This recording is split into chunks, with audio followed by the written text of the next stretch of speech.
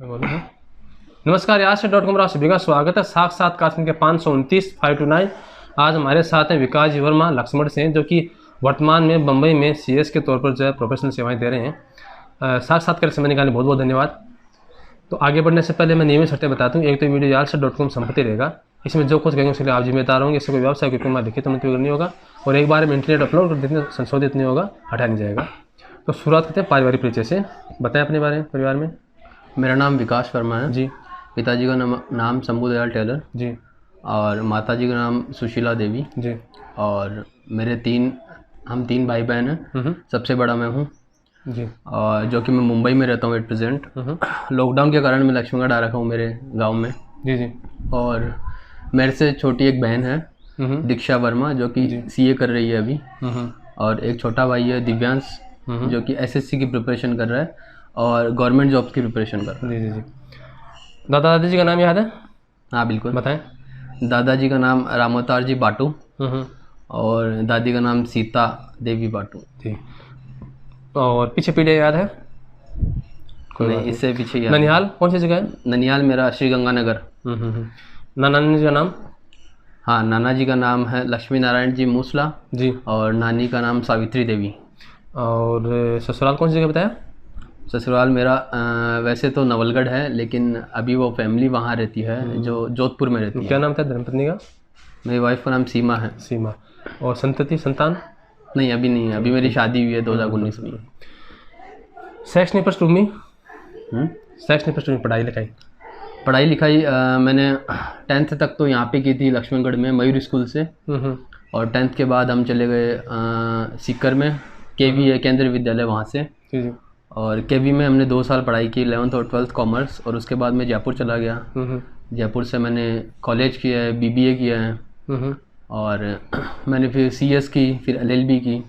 तो मैंने सब जयपुर से पढ़ाई की है। और कुछ पसंद नापसंद पूछ लें? हाँ बिल्कुल। तो खाने में क्या पसंद है? खाने में सब्जी में तो मुझे भिंडी की सब्ज़ी पसंद है। गट्टे की सब्ज़ी पसंद है यहाँ की। फलों में? फलों में मुझे एप्पल और बनाना। फूल में सर रोज़। साहित्य में रुचि है? साहित्य में वैसे तो कम रुचि है मेरी। मैं ज़्यादा ध्यान नहीं देता, मतलब स्टडी नहीं करता उस सब चीज़ों। खेल में सर बेसिकली मुझे इंडोर गेम्स ही पसंद है, आउटडोर बहुत कम पसंद है। पहले हम स्कूल में फुटबॉल ज़रूर खेलते थे। उसके बाद में जब से पढ़ाई में आए, मतलब जयपुर चले गए थे, उसके बाद में इंडोर गेम्स ही हम ज़्यादा खेलते थे। जैसे टेबल टेनिस हम खेलते थे और जितने भी इंडोर गेम्स है सब हम खेलते थे। नहीं, वैसे साहित्य में आपको ज़्यादा नहीं, कुछ किताबें वगैरह का है? हाँ, किताबें हैं, मैं पढ़ता हूँ। कई बार मैं मोटिवेशनल बुक्स पढ़ता हूँ, इंस्पिरेशनल बुक्स पढ़ता हूँ। मैं रॉबिन शर्मा की बुक्स हैं वो सब पढ़ता हूँ। तो काफ़ी मोटिवेशनल बुक्स है जो कि एंटायर मेरी लाइफ और जर्नी में मेरे को काम आती रहती है। बिकॉज मैं एक एंटरप्रेन्योर हूँ और वहाँ पे प्रैक्टिसिंग प्रोफेशनल हूँ मुंबई में। तो मैं बहुत सारी बुक्स पढ़ता रहता हूँ जिससे मैं थोड़ा मोटिवेटेड रहूँ जी और हर रोज़ कुछ नया काम कर सकूँ। जी। अच्छा, वार कौन सा पसंद है?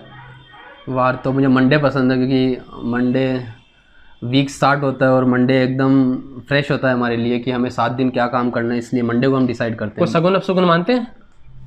नहीं, ऐसा तो कुछ नहीं मानते, लेकिन घर वालों ने कुछ चीज़ें बताई, जैसे शेविंग वगैरह, ये हम मंगलवार को नहीं करना चाहिए, नाखून नहीं काटना, नए कपड़े नहीं पहनना। मेरे साथ सर ये बहुत बार ऐसा होता है कि मैं मुंबई में रहता हूँ तो मेरे कुछ दोस्त रहते हैं साथ में, तो वो ये बोलते हैं क्या हो जाएगा अगर ट्यूसडे को शेविंग कर लेंगे, सैटरडे को शेविंग कर लेंगे, नाखून काट लेंगे, क्या हो जाएगा, इससे कुछ फर्क नहीं पड़ता। मैंने कहा नहीं, घर वालों ने सिखाया है, बताया, तो कुछ तो रीज़न होगा। तो हम वो फॉलो करते हैं, चाहे कुछ हो या नहीं हो, बाद में की बात है। भावना अपनी ना। कोई स्थान जहाँ बार बार जाना चाहिए? मैं बार बार तो मुंबई रहता हूँ तो मैं बार बार राजस्थान आने की इच्छा होती है, क्योंकि यहाँ होम टाउन है। और दिल्ली मेरे को जाना पसंद है। दिल्ली में मैं रहा भी हूँ 2-3 महीने। जॉब के लिए मैंने स्ट्रगल किया है वहाँ पे, मेरी ट्रेनिंग वगैरह। कोई धार्मिक स्थान तो मैं सालासर बालाजी बहुत जाता रहता हूँ, तो सालासर जाता रहता हूँ, खाटू श्याम जी जाता रहता हूँ। वैसे भ्रमण कहाँ किया आपने हिंदुस्तान में? सर अभी रिसेंट तो मैं दिसंबर में हिमाचल प्रदेश जाके आया हूँ और वहाँ पे भी 3-4 जगह घूम के आया हूँ जी आफ्टर मैरिज। और मैं दिल्ली गया हूँ, दिल्ली के बाद जयपुर में रहता ही था एंड मुंबई में रहता हूँ। खाने में कोई विशेष? खाने में विशेष सर मेरे को पाव भाजी बहुत पसंद है। पाव भाजी है, दाल बाटी चूरमा है, तो ये मेरे को बहुत पसंद है। कोई फिल्म सर मैं वैसे तो कम देखता हूँ। इस जर्नी में आने के बाद में, पहले हम हॉस्टल में रहते थे जयपुर में, तो हम बहुत सारी फिल्म्स वगैरह देखते थे। और अक्षय कुमार की कोई फिल्म आती तो हम छोड़ते नहीं थे। अक्षय कुमार मेरा फेवरेट एक्टर है वैसे। नायिका? नायिका में तो सभी अच्छी है अभी इन दिनों। एक बता दो। एक में दिशा पटानी अच्छी है। अच्छा अच्छा अच्छा। कैटरीना कैफ अच्छी है। हाँ ठीक है। कोई महापुरुष जिससे आप प्रेरित होते हैं? महापुरुष का तो पता नहीं पहले का, लेकिन मैं अभी इन दिनों प्रेरित होता हूँ रतन टाटा जी से। आपने सुना, टाटा कंपनी के चेयरमैन है। तो टाटा के चेयरमैन तो है ही है, उसके साथ वो काफ़ी मोटिवेशनल पर्सन है। काफ़ी उनकी स्पीचेस सुनता हूँ। हाँ, जीवनी देखे तो काफ़ी उतार उनकी जीवनी देखे तो काफ़ी उतार चढ़ाव है। अभी भी उनकी लाइफ में उतार चढ़ाव ही है चेयरमैनशिप से रिलेटेड, तो हम देखते रहते हैं। राजनीतिक रूप से कोई है? राजनीतिक रूप से मैं वैसे बीजेपी को थोड़ा समर्थन देता हूँ। और बीजेपी के जो नेता होते हैं, कोई नेता है उसमें जिससे आपको प्रिय है? अभी तो मोदी जी है अपने प्रिय। आध्यात्मिक तरफ रुचि है कोई आपकी? आध्यात्मिक मतलब कोई ध्यान वगैरह, कोई भक्तिवान में? नहीं, मैं वैसे कई बार योगा कर लेता हूँ, लेकिन करता नहीं हूँ। रेगुलर लाइफ में नहीं करता, लेकिन कभी कभी मुझे रियल में स्ट्रेस फील होता है कि यार स्ट्रेस है, मेरे को योगा करना हो, क्योंकि मैंने रेगुलर हैबिट नहीं बना की योगा और मेडिटेशन की। तो मैं कभी कभार कर लेता हूँ कि मेरे को ज़्यादा स्ट्रेस रहता है जी जी, तो उस टाइम पे थोड़ा योगा कर लेता हूँ, थोड़ा मेडिटेशन कर लेता हूँ। अच्छा, कोई सोशल मीडिया पर सक्रिय? हाँ, फेसबुक? बिल्कुल बिल्कुल, मैं हर जगह एक्टिव रहता हूँ सोशल मीडिया पे, क्योंकि सोशल मीडिया पे बेसिकली हम क्लाइंट्स को अप्रोच करते हैं। मैं लिंक्डइन जो एक प्रोफेशनल वेबसाइट है, लिंक्डइन पे अवेलेबल रहता हूँ, और मैं फेसबुक पे अवेलेबल रहता हूँ, और भी बहुत सारी quora.com है। हाँ, कोरा पे सवाल जवाब की सवाल जवाब है। और मैं ट्विटर पे काफ़ी एक्टिव रहता हूँ, तो हर जगह मैं एक्टिव रहता हूँ। मेरी एक वेबसाइट भी है जो अभी हमने हनुमान जयंती के दिन लॉन्च की थी, 8 अप्रैल को। वेबसाइट का एड्रेस बताएं। www.legalstick.com, legalstick.com। तो उसमें बेसिकली जितने भी कॉर्पोरेट लॉ के सर्विसेज हैं वो हम प्रोवाइड करवाते हैं। तो मैं सब तरीके से एक्टिव रहता हूँ। डिजिटल मार्केटिंग में एक्टिव रहता हूँ। अभी डिजिटल मार्केटिंग में मैंने गूगल से सर्टिफाइड कोर्स भी किया है, एंड मैंने कनाडा बेस्ड CFI जो इंस्टीट्यूट है उससे कोर्स किया है बिजनेस स्ट्रक्चर के रिगार्डिंग। तो मैंने लॉकडाउन के चलते ये सब भी किया है। अभी ये CS शब्द हमारे लिए तो अजीब सा है ना, और हमें ज़्यादा जानकारी नहीं है इसके बारे में। अब आप पूरा बताएं कि क्या तो ये है और कैसे उसमें उसकी प्रक्रिया है, और क्या क्या तैयारी करनी पड़ती है, और अगर कोई नया आदमी आना चाहे तो उसे क्या सावधान रखनी है ना, किन किन चीज़ों का, और ट्रेनिंग कैसी होती है, सारी बातें बताएं। Right sir. CS बेसिकली ये कोर्स है जो 12th के बाद हम कर सकते हैं। उसका फुल नेम है कंपनी सेक्रेटरी, और ये जो करवाती है उसका इंस्टीट्यूट है ICSI, institute of company secretaries of India. जी सर। तो बेसिकली ये एक प्रोफेशनल कोर्स है। उसके लिए क्वालिफिकेशन क्या चाहिए? 12th आपकी चलेगी। 12th के बाद में आपके 3 स्टेजेस होते हैं CS में। सर फर्स्ट स्टेज है फाउंडेशन। 12th के बाद में आपको फाउंडेशन एग्जाम देना होता है। उसके बाद में उसका क्लियर होने के बाद में आपका सेकंड स्टेज है एग्जीक्यूटिव। एग्जीक्यूटिव के बाद है professional stage, that is final stage. तो 3 स्टेजेस है आपको CS के लिए, वो तीनों क्लियर करनी होती है। उसके बाद आपकी ट्रेनिंग होती है। फाइनल के बाद भी आप ट्रेनिंग कर सकते हो और फाइनल के पहले भी आप कर सकते हो। तो बहुत सारे स्टूडेंट्स में यही डाउट रहता है, सर हम फाइनल के बाद में करें या फाइनल के पहले करें। तो मैं उनको यही बोलता हूँ कि सर आप प्रोफेशनल पहले पूरा कंप्लीट कर लीजिए, थ्योरेटिकल एग्जाम्स जितने भी हैं वो सब एग्जाम्स दे दीजिए। उसके बाद ही आप ट्रेनिंग करो। 1 साल 15 महीने की ट्रेनिंग होती है। 15 महीने करना पड़ता है? किसी अंडर में करना पड़ता है? वो 2 ऑप्शन है कि सर एक तो आप प्रैक्टिसिंग प्रोफेशनल जो होता है, प्रैक्टिस करता है, वहाँ पे कर सकते हो, या फिर किसी कंपनी में कर सकते हो। तो बहुत सारे लोगों को ये भी डाउट होती है कि सर हम कंपनी में जाएं या फिर फर्म में जाएं, क्योंकि दोनों में फ़र्क है बहुत। क्योंकि जब ट्रेनिंग आप फर्म में करते हो तो आपकी रुचि फर्म में ही रहती है आगे जाके भी। आप फर्म में जॉब करते हो, फिर प्रैक्टिस में आते हो। कंपनी में जाते हो तो आपको कॉर्पोरेट थोड़ा पूरा एनवायरनमेंट मिलता है। तो उन दोनों में काफ़ी डिफरेंस है। तो सबकी इच्छा है कि आगे फ्यूचर में आप प्रैक्टिस करना चाहते हो या फिर जॉब करना चाहते हो कंपनी में। उस दोनों एक साथ कर सकता है? नहीं, दोनों एक साथ नहीं कर सकते। अलाउ नहीं करती सरकार? इंस्टीट्यूट भी अलाउ नहीं करती, सरकार भी अलाउ नहीं करती। इनफैक्ट मैं खुद लॉयर भी हूँ, CS भी हूँ, बट मैं सर्विसेज है वो CS की ही प्रोवाइड करवाता हूँ। लॉ की प्रोवाइड नहीं करवा सकता क्योंकि मैंने इधर सर्टिफिकेट ऑफ प्रैक्टिस ले रखा है, तो वहाँ की प्रैक्टिस नहीं कर सकता मैं। इसका क्या प्रक्रिया सर्टिफिकेट ऑफ प्रैक्टिस का? सर्टिफिकेट ऑफ प्रैक्टिस सर हमारी CS कंप्लीट हो जाती है, फाइनल हो जाती है, उसके बाद ट्रेनिंग हो जाती है। उसके बाद में इंस्टीट्यूट एक अपने को मेंबरशिप सर्टिफिकेट देता है। मेंबरशिप सर्टिफिकेट का मतलब है कि आप इस इंस्टीट्यूट के मेंबर हो। तो वर्तमान में इंस्टीट्यूट के आई थिंक 65,000 मेंबर्स है ICSI इंस्टीट्यूट के। तो उसमें से मैं भी एक मेंबर हूँ। और मेंबरशिप लेने के बाद में आपको इंस्टीट्यूट पूछता है कि आप जॉब करना चाहते हो या फिर प्रैक्टिस। तो अगर प्रैक्टिस आप करना चाहते हो तो आपको सर्टिफिकेट ऑफ प्रैक्टिस के लिए अप्लाई करना होगा। दैट मीन्स आप जॉब नहीं कर सकते कहीं पे। तो कैरियर बनाने के लिए सबसे बेहतर विकल्प कौन सा है, कि प्रैक्टिस है या जॉब है? सर दोनों का एक अलग अलग प्रोस एंड कॉन्स आप बोलो तो पॉजिटिव साइड भी नेगेटिव साइड भी है। तो जॉब में फर्स्ट ऑफ ऑल आप जॉब में जाते हो तो अगर आपका इंटरेस्ट जॉब ही है कि आपको इस कंपनी के लिए काम करना है तो आप बेसिकली जॉब में जाइए और आपको different different variety of services variety of काम करना है तो आप प्रैक्टिस में आ सकते हो। प्रैक्टिस में सर बहुत सारी सर्विसेज रहती है। आपको ऐसे मान लो आप रोज़ चैलेंजेस रहते हैं कि कभी आपको क्या वर्क मिल सकता है कभी क्या वर्क मिल सकता ये 3 चीज़ें थे ना, CS और एक को क्या था, है। CMA CMA। तो लोग कन्फ्यूज रहते हैं कई बार ना, लोग काफ़ी करियर को लेकर 12th के बाद कॉमर्स अगर लेते हैं सर तो बहुत कन्फ्यूजन होता है कि सर 3 चीज़ें हैं बेसिकली, CA करें, CS करें, CMA करें या फिर LLB करें, क्या करें। तो काफ़ी सारी डाउट होता है। मैं तो ये बोलता हूँ कि जिसमें आपको इंटरेस्ट है वो आपको करना चाहिए। फॉर एग्जांपल आपको अकाउंट्स में इंटरेस्ट है, अकाउंटिंग में इंटरेस्ट है तो बेसिकली फॉर श्योर आपको CA करना चाहिए क्योंकि उसमें अकाउंट्स का बहुत ज़्यादा रोल रहता है। आपको लीगल में फील्ड, लीगल और सेक्रेटरी में बहुत ज़्यादा इंटरेस्ट है, कंपनीज़ के मैटर्स में, लॉ मैटर्स में या फिर सेबी के मैटर्स में, तो कैपिटल मार्केट के मैटर में, तो आपको CS करना चाहिए। अपनी डिग्री विदेश में चलती है? हाँ बिल्कुल चलती है। अपना बहुत सारी ऐसे है कि आउट ऑफ इंडिया भी, जैसे दुबई या मलेशिया, यहाँ के जो कोर्सेज हैं उनके साथ अपना सर्टिफिकेशन हो रखा है, उनके साथ अपना MOU साइन हो रखा है, मेमोरेंडम साइन हो रखा है। तो आप CS की वहाँ पे कुछ एग्जाम्स आपको देने होते हैं मलेशिया में, वो अलग से 1 या 2 या 3 एग्जाम है तो वहाँ का भी आपको सर्टिफिकेट मिल जाएगा। तो इसका मतलब आपको जॉब वहाँ भी मिल जाएगी। तो वो कोई इंस्टीट्यूट नहीं, इंटरनेशनल कोर्स है काफ़ी। तो कोचिंग का कितना इसमें योगदान होता है कि आप घर बैठे कर, आपने क्या बताया घर बैठे किया तो सर मैंने बेसिकली जयपुर से कोचिंग की थी। जयपुर में एक इंस्टीट्यूट है CS का, चिन्मय ट्यूटोरियल, तो मैंने वहाँ से ही मेरी CS की ट्रेनिंग वगैरह की थी। और ट्रेनिंग का सर बहुत मेन रोल रहता है एग्ज़ाम क्लियर में, क्योंकि वो आपको उस तरीके से ही प्रिपेयर करते हैं जिस तरीके से आपके एग्ज़ाम होते हैं। तो मेरा तो मानना है कि आप कोचिंग अच्छी जगह से लोगे तो आपका क्लियर होने के चांसेस बहुत ज़्यादा रहेंगे। और दूसरी बात आपकी क्या है कि वहाँ पे सब स्टूडेंट्स के साथ जो होती है वो इस तरह से तैयारी साथ में रहती है। इसमें वो परसेंटेज कितना है पास आउट का? पास आउट का बहुत कम परसेंटेज रहता है, 2% आप मान के चलो। CS फाइनल 100 में से 2% बहुत कम रहता है। तो CS फाइनल में निकलना एक तरीके से बहुत टफ रहता है। CA के कंपेरेटिव ये हार्ड है कि CA है? सर दोनों ही हार्ड है एक तरीके से देखा जाए तो, लेकिन CA का जो है, CA में भी परसेंटेज डाउन रहते हैं। तो CA आप बोल सकते हो CA भी हार्ड है और CS भी हार्ड है। तो अगर जिसको अकाउंट्स में अच्छी पकड़ रहती है, प्रैक्टिकल में अच्छा, तो CA उसके लिए भी हार्ड नहीं है। जी। तो आप बोल सकते हो दोनों हार्ड भी है और दोनों सरल भी है काफ़ी। जिनको जो चीज़ समझ में आ जाए तो उनके लिए बहुत ईजी है ये चीज़। तो नवागंतुकों के लिए जो नए आना चाहें उनके लिए कोई राय मशवरा यही है कि 12th के बाद अगर आप CS अगर ज्वाइन कर रहे हो तो बेसिकली क्या है कि आप अपनी कंसिस्टेंसी के साथ स्टडी करो, कंटिन्यू स्टडी करो, एक दिन का भी गैप मत लो। और अभी अगस्त में जैसे जिनके एग्जाम्स हैं, CS एग्जीक्यूटिव के, CS फाइनल के भी हैं जो अभी पोस्टपोन हो गया कोविड के कारण, तो बेसिकली आप कंसिस्टेंसी के साथ लगे रहो। एग्जाम चाहे बढ़े या नहीं बढ़े, पोस्टपोन हो या नहीं हो, आप अपनी पढ़ाई कंटिन्यू 6 घंटे 8 घंटे कंटिन्यू करो।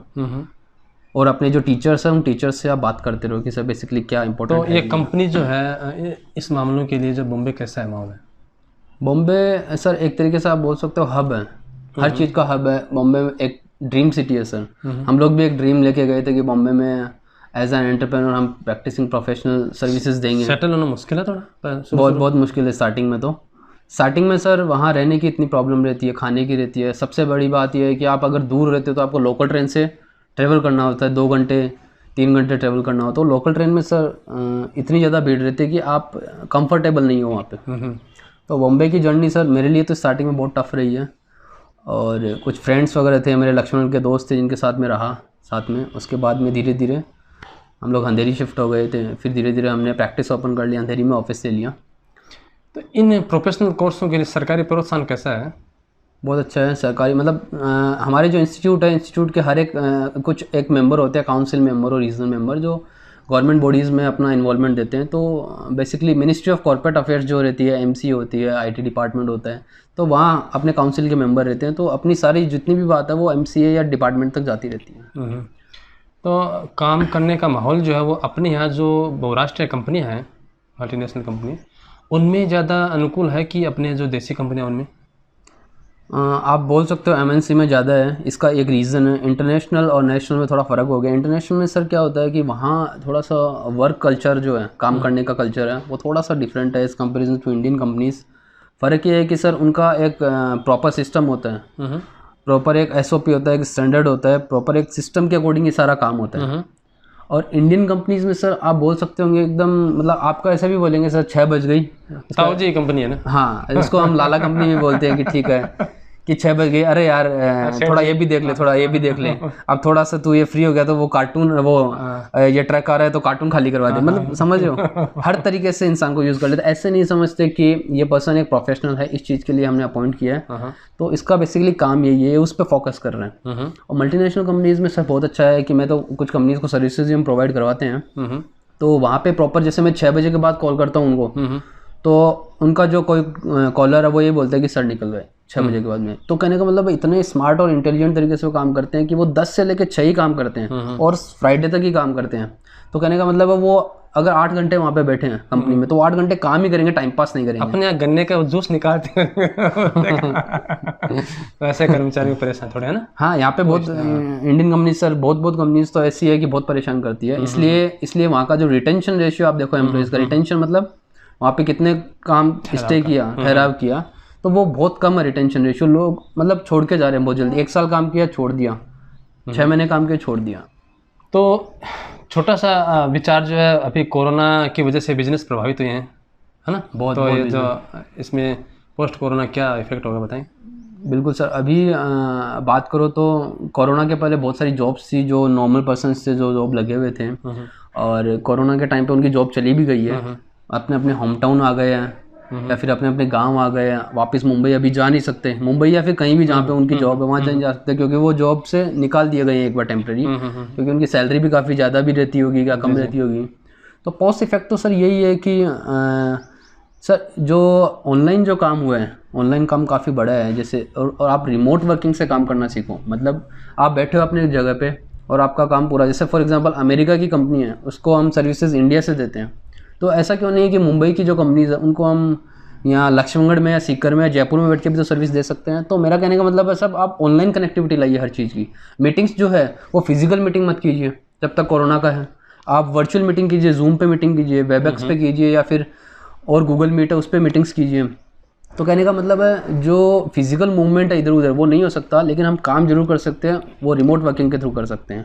मान लीजिए किसी घर पे इंटरनेट का कनेक्शन नहीं है, किसी को लाठी मारनी है हमें, तो हमें लाठी चाहिए उसके लिए, वर्चुअल काम हो पाएगा नहीं हो पाएगा ना। कहने मतलब कहीं ना कहीं तो इसकी भी महती आवश्यकता है। लाठी मारनी मतलब मजाक कर रहा हूँ। कहने का मतलब कि सारा काम ऑनलाइन नहीं हो सकता। बिल्कुल बिल्कुल, मतलब कुछ कुछ काम ऐसा है कि जैसे आप फॉर एग्जांपल आप ट्रेडिंग करते हो, ट्रेडिंग में तो आपका मूवमेंट होगा ही, लेकिन जो सर्विसेज जो है सर, जो मैन्युफैक्चरिंग और ट्रेडिंग के अलावा सर्विस जो बिजनेस है, सर्विसेज है, वो हम ऑनलाइन दे सकते हैं आराम से। बस उसमें थोड़ा सा प्रॉब्लम ये होगा कि अभी लोगों की हैबिट नहीं है ऐसे काम करने की, तो 6 महीने साल भर तक ये हैबिट बन जाएगी। तो मेरा कहने का मतलब है कि सर्विसेज सारी ऑनलाइन होनी चाहिए, और जो जहाँ पे बैठा है इससे सर फायदा कितना होता है मैं आपको बताऊँ।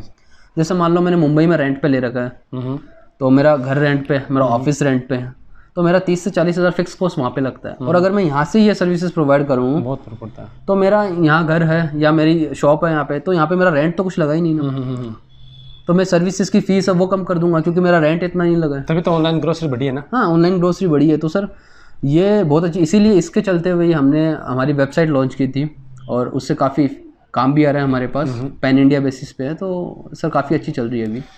तो चलो विकास जी, आपने समय दिया इसके लिए बहुत बहुत धन्यवाद, और आशा करते हैं अभी युवा हैं आप तो ऊंचाइयां छुएं, क्यों लोगों को प्रेरित करें, क्यों लक्ष्मण जो है ऐसे ही लोगों का कस्बा है जहाँ बहुत ही जो है धुरंधर निकलते हैं, भले CEO CSO नाम आता ही रहता है, ठीक है ना। तो आप भी जो है अपने नगर को जो है ऊंचा नाम दें, क्यों आपको भविष्य की अग्रिम शुभकामनाएं। बहुत बहुत धन्यवाद। धन्यवाद।